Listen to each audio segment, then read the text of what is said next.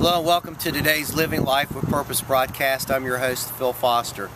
You know, 1 Peter chapter 5, there's a statement made there that sometimes people just skip over. But I don't think any of us should skip over if we really want to be a faithful follower of Jesus Christ. It says, clothe yourself with humility.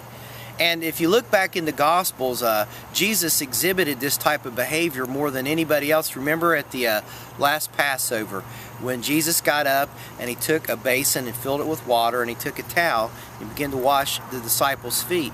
Well, you know, Peter, he said, you're not going to wash my feet, Jesus. And he said, look, this is a good thing for me to do.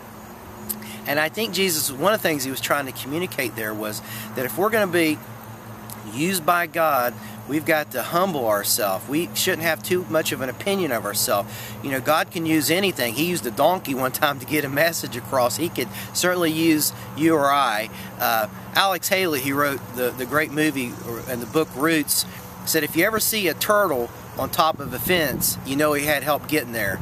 And he said every time I start to think too much of myself, I remember it was someone that helped me get there. You see, God puts us in relationships with people, and he wants us to serve one another and not think we're too important. If Jesus could take a towel and wash feet, then all of us can take the low place. Matter of fact, one time the disciples argued about who was the greatest, and Jesus had to set them in their place. Paul, over a period as he wrote the epistles, it's interesting, he once said he was the least of the apostles.